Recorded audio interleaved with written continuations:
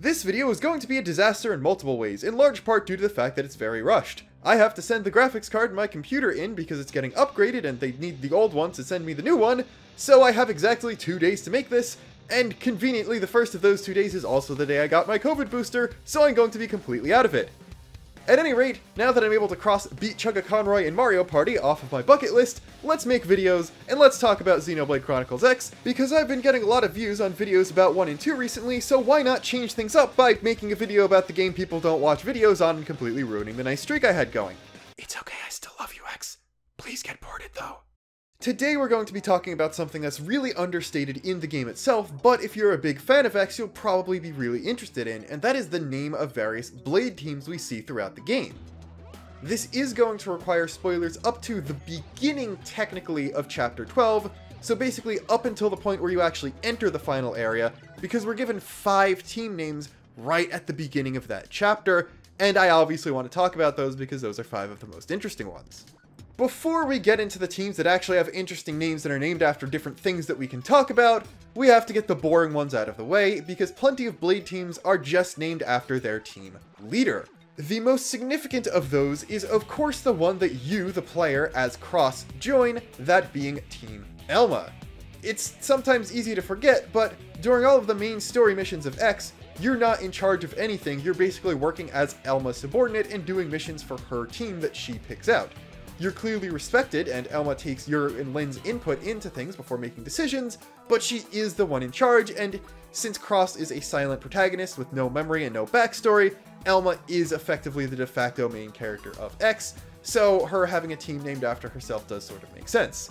It may seem somewhat conceited for her to name it after herself, but it is worth noting that before you and Lynn, she also had teammates named Danny and Boris who were killed, so this is actually the second iteration of the team, and Elma is the only person constant between those 2 iterations, plus she was the leader of both of them, so I guess it being named after her or her naming it after herself does make sense. Team Elma's sister team in a way, and by far the second most important leader-named team in the entire game, is Team Arena. This is obviously a very important team because Arena and one of her subordinates, Gwyn, are 2 of the 8 main characters of X, so they show up in a lot of story and required affinity missions, so you get to see a lot of their dynamic. The third most important member of that team is Marcus, who unfortunately dies during the story, and while I don't think we're ever given any actual names, based on a few nameless NPCs in the area where you can get Gwyn and Arena to join your party, the team is a lot bigger than Team Elma and consists of several more members. It's kind of interesting, Arena is obviously a lower rank, even though she doesn't directly report to Elma anymore, but her team is bigger, but it's my guess that Team Elma is more of a specialized elite team for very important missions, and that Elma has a lot of authority over the Reclaimer division, perhaps being the one in charge of it as a whole. We don't really know, we only know she was a colonel back on Earth, but she doesn't use that authority directly very often. We do see that she's capable of large-scale command because she's clearly the one in charge of the massive force of Skells at the beginning of Chapter 12, but other than that, she usually operates on more small-scale things and defers authority to Vandam in other bigger things like the giant assault on NLA. As far as the other major characters go, L is pretty blatantly just a freelancer who sometimes works with you, and while Lau is a team leader, we're saving him for last, so that only leaves Doug. I'm not entirely sure if he's a team leader himself, but he does clearly have other friends and work with other blades besides just him, Lau's old war buddies, and us as the main character in Team Elma and friends, but I'm not even sure if he's in another team in the first place. These are the 3 potential teams of the main characters, but before we move on to less important characters, let's talk divisions. If Doug is a team leader, then it's highly likely that all of his subordinates will be members of the Harrier division like he is. All 3 members of Team Arena we know about are interceptors, but Team Elma is the only multiple division team we know about. Elma is a Reclaimer, potentially the leader of the entire division, but Lynn is an outfitter, and Cross can be either of those 2 divisions or any of the other 6. So the fact that her team is comprised of her hand-picked people she trusts and mixes and matches divisions seems to suggest that yes, Team Elma is something special and not beholden to usual Blade team standards. Moving on to purely NPC teams named after the leader, first off is Team Corwin, which shows up in the Unknown Assailant, Frontier Spirit, and Team Corwin in Crisis Quest, which has Corwin as the leader, Raleigh as the second command, and then Bates and Peter. In the quest The Ultimate Price, we're introduced to two teams. The first is Team Quincy, of which we only meet the leader Quincy because the rest of his curator team has been killed already. And the antagonist of this quest is Team Gus. We fight him and his team of 3 generic blade snipers. Based on his division, they're all outfitters, and we can choose to either save or let Team Gus die. If you remember a certain side quest where you could accidentally get a blade killed by wiring a helicopter improperly, this introduces you to another team. The curator team, Team Roscoe, led by Roscoe. Another member of the team is Siska, who you also meet as part of the quest, and the guy in the chopper who can die is Howard, a third member of the team. That's the really boring stuff out of the way, but before we move on to the interesting things, let's quickly run over teams where we know they exist because we know at least one member, but we don't know the name of the team. First off, from the normal mission Lone Survivors is Robert, who is a Pathfinder leader, but we don't seem to really meet any of his team members, or really learn anything about his team, so we don't know its name.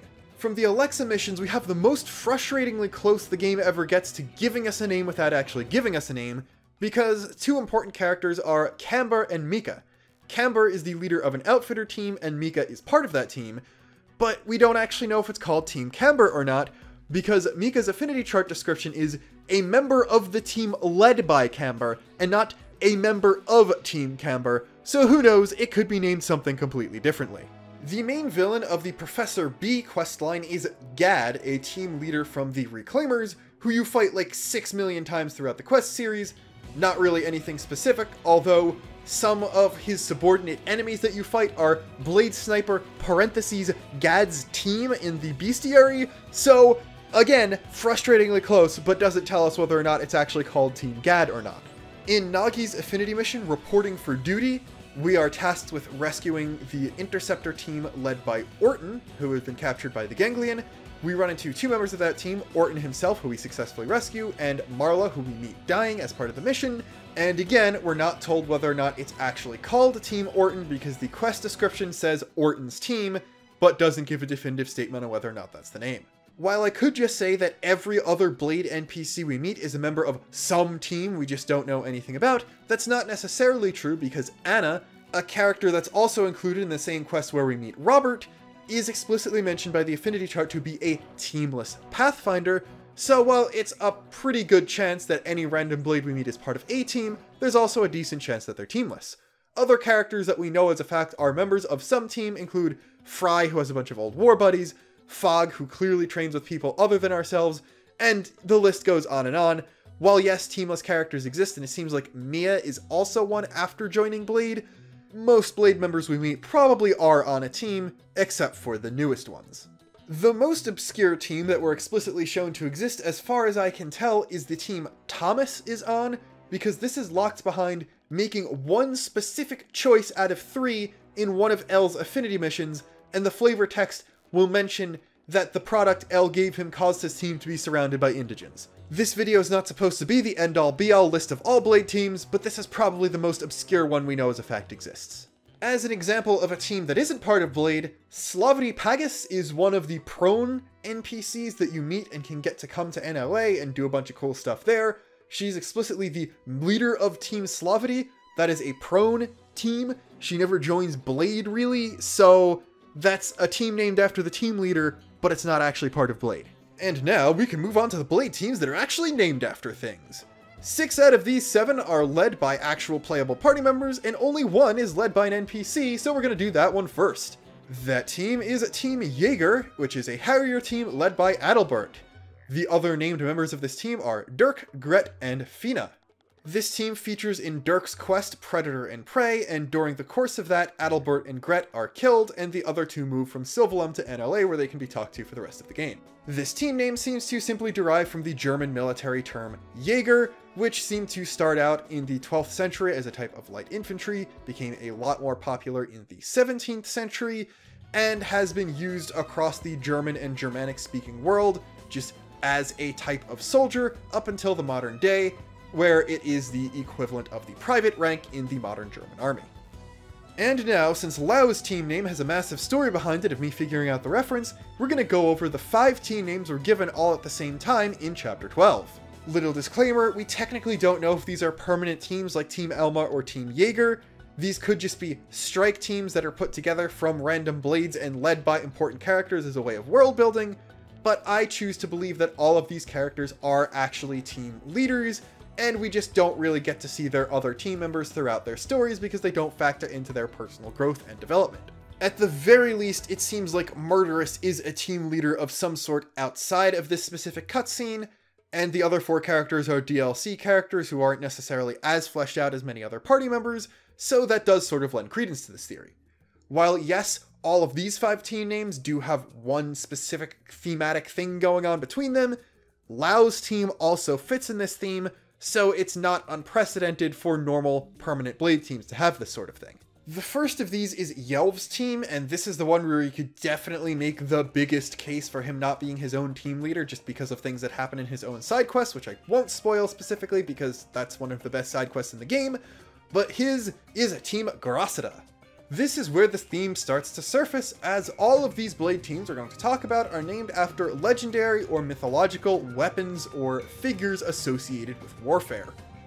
Grasida is a cursed sword from the Gisla saga, the Saga of Gisli the Outlaw, one of the Icelandic sagas, basically an epic poem passed down through oral tradition in Iceland before it was eventually recorded. Now, I actually found a website chronicling and even including English translations of some of the Icelandic sagas, so I just straight up read the Gisla saga in its entirety. As part of this video, I'm going to link that page of the site in the description because it only took me like a bit over an hour and a half to read, and I don't know, I thought it was pretty interesting. My main takeaway from it was, oh, so that's where J.R.R. Tolkien got his entire writing style from. Like, obviously it's well known he used Norse mythology as a major influence, but characters do just straight up break into song or start reciting poetry off the top of their head in the middle of normal or serious conversations, and I thought it was really funny because I guess he took a lot more influence than I thought. So yeah, the English translation doesn't take too long to read, so if you want to read it, go ahead and read it. It doesn't have anything to do with the elf as a character, it's just a very simple and very short read compared to a lot of other pieces of literature referenced in Xenogames. As for the actual sword, Grasida, which is actually spelled with an accent over the A and the eth instead of a D, so it's the thing that looks like a D with a cross of the T in it, so it's probably pronounced more like Grasida, but I don't know Icelandic, so I'm not going to even try.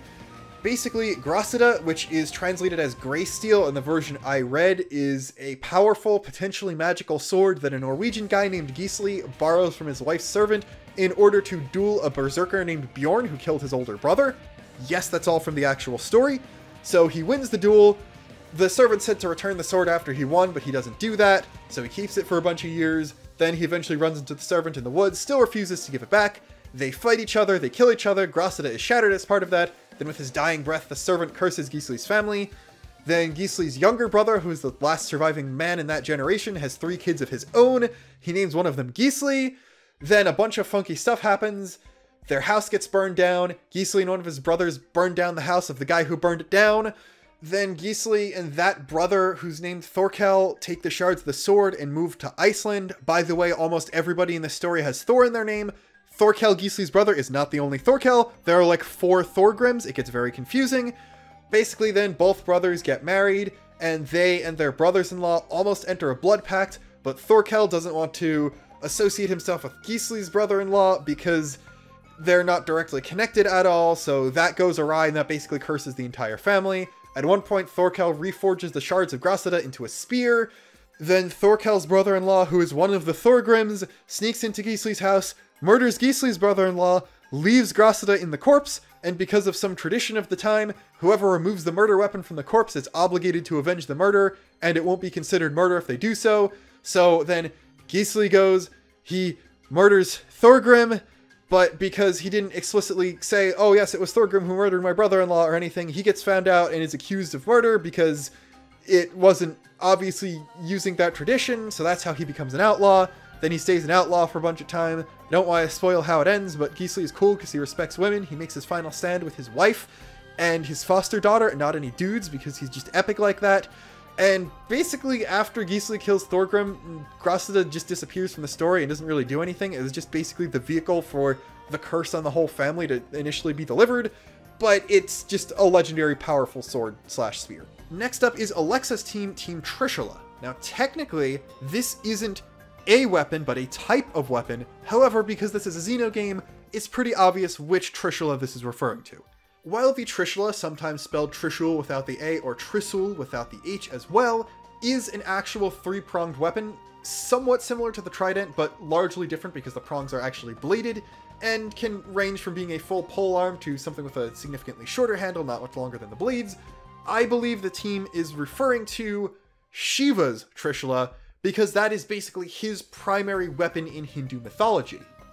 Now, Hinduism is a religion I know almost nothing about, so I'm going to be very brief on this. As far as I can tell, the Trishula is just Shiva's main weapon and is used as a symbol of him, just kind of because of that.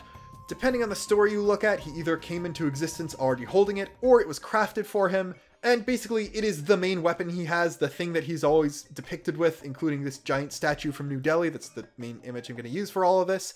And I guess a lot of the people he killed and his big feats of strength in various myths and stories about him, he used that as his weapon. But also because it's a three-pronged thing, it's said to be symbolic of a bunch of different trinities, not the Christian Trinity, just other things that come in sets of three. In Hinduism, the one that I know the most about is the creation, destruction, preservation thing, which that's obviously a very big, very significant thing.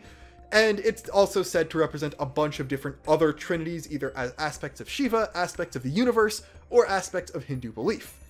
The Trishula also shows up in Buddhism, just because Buddhism takes a lot of influence from earlier Hindu beliefs. And the Romani word for cross is very similar as well, so it's possible that they come from the same root word. Based on appearance, it's fairly possible that Alexa actually is Indian or Southeast Asian, so it's possible that she named the team herself after something from her culture or religion. Next is Murderous's team, aka the one most likely to exist outside of just Chapter 12, and that is Team Ningirsu. This is an alternate name for Ninurta, a Mesopotamian god associated with a bunch of different things, but primarily fertility and war. Ningirsu seems to literally translate as Lord or God of Girsu, and he was the patron deity of a city called Girsu, in addition to a role as just a general worshipped deity in a slightly wider region. From what I've been able to glean, Ninurta originated not necessarily in the city-state of Girsu, he just was primarily worshipped as like the main guy there. He started as more of an agricultural god, and I don't think his original name was Ninurta, it eventually developed into that. Then eventually he developed into the two more widely known names. There was a king of the city-state of Lagash, which included the city of Girsu, who dedicated himself to Ningirsu, and his son named himself Ningirsu, just as a way of honoring the god. Then eventually Girsu declined in importance, Ninurta became the more prominent name, and eventually Mesopotamia became more urban, there was a lot more fighting, so he also became a sort of war god. As a war god, he also had a magic talking mace, which is just cool, I want one. And out of the Mesopotamian deities, he is one of the most prevalent in various myths, and I'm sure there are a lot of those that you can read up on. I just didn't do that because Grasada and Lao's thing were the ones that took up the most time in this video, and I didn't want to do a deep dive into a third one, but there's plenty of stuff to look at. He's sometimes depicted as the son of Enki, one of the chief gods, who was also sort of a fertility god. And in his agricultural role, he was also associated with spring storms, because obviously that makes things grow, so he has some thunder and bird associations as well. Moving on to Bozé, we have Team Balmung. And no, this isn't a reference to the world server where I got chased around Limsa by ravenous cat girls for 3 hours last night. This is instead a reference to Gram.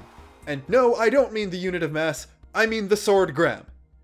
Balmung is a later alternate name for this weapon, which originated in Norse mythology, and is most well known as the sword that the hero Sigurd used to kill the dragon Fafnir. One version of Sigurd's story is from the Volsung Saga, and in some iterations of the tale, the sword is a gift from Odin to Sigurd's father, and he uses it and makes a lot of use out of it, but it breaks in two in his last battle, and Sigurd has it reforged into a new sword when he needs to fight Fafnir. So there are some similarities to Grasada here, I'm not going to deny that, but as far as I can tell, this is just tropes of Norse mythology, because that's just a thing that happens sometimes in these stories. The Norse version of Sigurd also appeared in the Poetic Edda, one of the biggest repositories of Norse mythological knowledge we still know about, and depending on the story, both the hero and his sword will be named different things. in a 13th century German epic poem, which I will not try to pronounce, but its name will be on screen here. He is named Siegfried, which is a name with no etymological connection to Sigurd, but it's still clearly the same type of character, if not the same character, and his sword is named Balmung. While their backstories are sort of different, a lot of the story beats are similar, his death is sort of similar, and the slaying a dragon still happens, just the German version doesn't put a lot of emphasis on that, and as far as I know, it's not named Fafnir.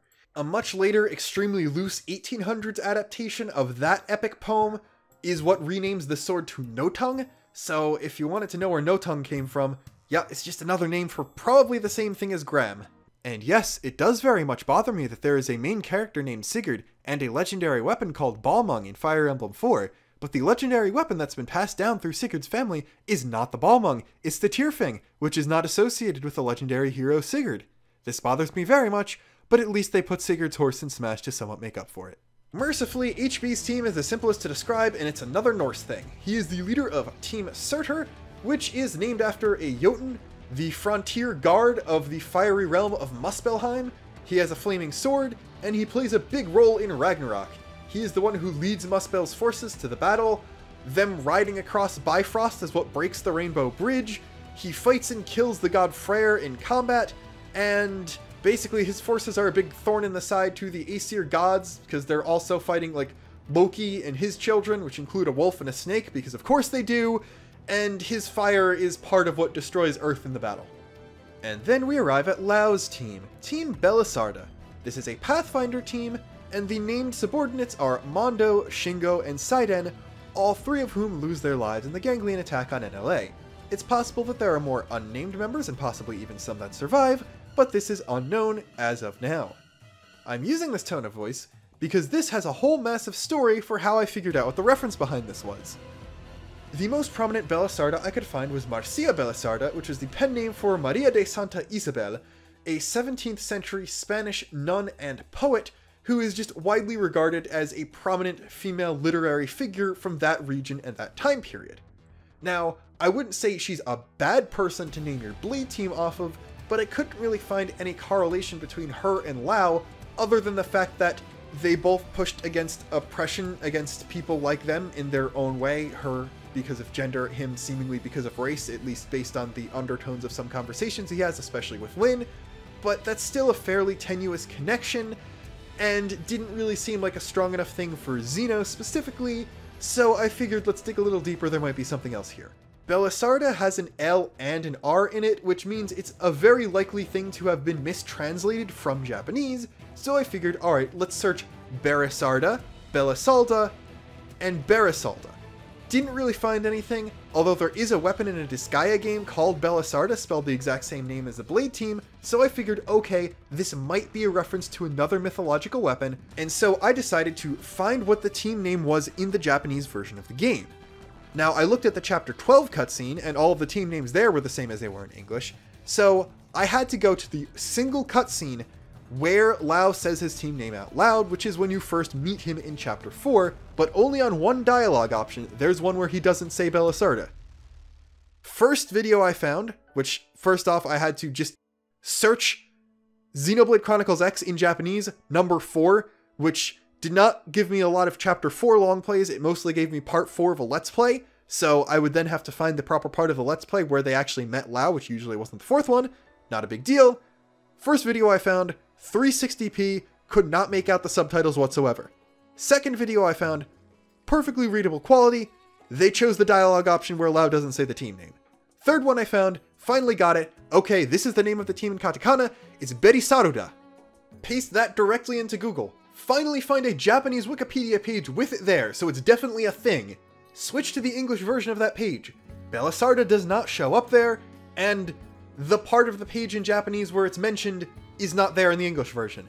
Do a little more searching around, and I finally figured out what it's referencing, and yes, it's a weapon. This is apparently something that's been widely mistranslated into Japanese based on the Disgaea thing, because it's actually Balisarda or Balisarde. As far as I know, A or something similar exists in Japanese, so I'm not sure how it became Berisarda and not Balisarda, since there's already an A in the mistranslation, but whatever, finally figured out what it is. It is the sword of the character Ruggiero or Rogero from the 1532 Italian epic poem Orlando Furioso by Ludovico Arisotto. The name pretty obviously translates into English as the Fury or the Rage of Orlando, but the interesting thing about this is it's actually a sequel to an unfinished work by a guy who died. The unfinished poem was Orlando Innamorato, or Orlando in Love, and it was published in 1495, a year after the death of its author, Matteo Maria Boiardo. Basically, Arisotto was like, alright, let's pick up where the dead guy left off, and told the rest of the story of Orlando in his own writing, basically. Now, you might be thinking that Orlando is a character you've never heard of, but that might not be the case depending on what other European literature you know about, because Orlando is the Italian name for Roland. This was a real guy who existed in the 700s. He was a Frankish guy who served under Charlemagne. One of his only mentions in real history was him being killed, but he seemed to serve under Charlemagne. He was a military dude, and then later on he was mythologized effectively and turned into an epic hero in French literature, and the two Orlando poems were basically the Italian equivalents to those. Even Innamorato was a couple centuries after the first French epic poems talking about Roland, so he was probably already a well-known mythological or heroic figure before then, and this was just, alright, let's tell more stories about him, this time in Italian. While Roland did exist in some form, Rogero or Ruggiero in the original Italian is a fictional character. He's the son of a Christian knight and a Muslim princess who was raised by a wizard in Africa because epic poetry, and there are some prophecies about him. He's trapped on an island at some point. As far as I can tell, Balisarda is not in Orlando Innamorato, it's just in Furioso. Basically, Rogero is given a magic sword by a thief who stole certain magic things. The sword was forged by a sorceress and can cut through enchanted substances. It's sort of similar, again, to the sword version of Grasida, where it's just really good at cutting things and can cut through otherwise impenetrable things, because Grasida was the only sword capable of hurting the Bjorn berserker dude. And basically, he joins one of the Muslim armies who's fighting Charlemagne. He fights Roland at one point, and cool things happen. I would say more, but I found a translation of Orlando Furioso. It's that long, that would take a lot longer to read than the Gísla saga, so I didn't read it, but I did Control F, and there are a few mentions of Balisarda by name in it, so as far as I can tell, all of what I read is in fact correct. One of those instances was Canto 41, stanza 75, "Of such fine steel was Balisarda's blade, that arms against it little shelter were, and by a person of such puissance swayed, by Roland singe in the world or rare, it splits the shield, and is in no wise stayed, though bound about it with steel the edges are. It splits the shield into the bottom rends, and on the shoulder underneath descends." As far as I can tell, this is Balisarda cut through things good, it split Orlando's shield directly in two, and then cut through his armor into his shoulder a little bit. But that fight is interrupted. Obviously he doesn't kill Orlando/Roland, because we know how he died, and it wasn't by a magic sword from a dude named Roger. So yeah. Balisarda, spelled the proper way, not the mistranslation way like an X and in Disgaea, does show up in some other Japanese games just as a sword weapon that you can use and probably discard the next dungeon when you get a better sword named after a different legendary weapon from an epic poem. But if you look up people trying to figure out the reference behind those, you might find Three Musketeers references. And this is where things get really wacky, because did you know that there's a sequel to the Three Musketeers called 20 Years After? Perhaps unsurprisingly, it takes place 20 years after the Three Musketeers. The only important part of this is the sword of Porthos, one of the Musketeers, is said to have been nicknamed Balizarde, that is, Balisarda spelling with the E but with a Z instead of an S, by Aramis, one of the other Musketeers, and then the name is used once else in the English version of the text that I looked at. As far as I can tell, Alexandre Dumas, who was writing in the 1840s in France, was just aware of the Orlando poems and just chose to write a reference to them in 20 Years After, unless he just came up with the name again on his own. Maybe that's where the Z comes from, but it's also worth noting that apparently in the past, as in during the original Three Musketeers, is when Aramis called the sword Balizarde. So the original Three Musketeers takes place in the 1620s, early 1630s, which would be roughly 100 years after Orlando Furioso was originally published. So theoretically it's possible that Aramis was in fact referencing the poem. I'm out of things to say. That was all the bleed teams and all the name references I could possibly find in all of Xenoblade X. This fulfills my Xenoblade X video quota for the next 6 months. See you later when I talk about L's demon form again, probably. Until next time, this is Luxon, tired and signing off.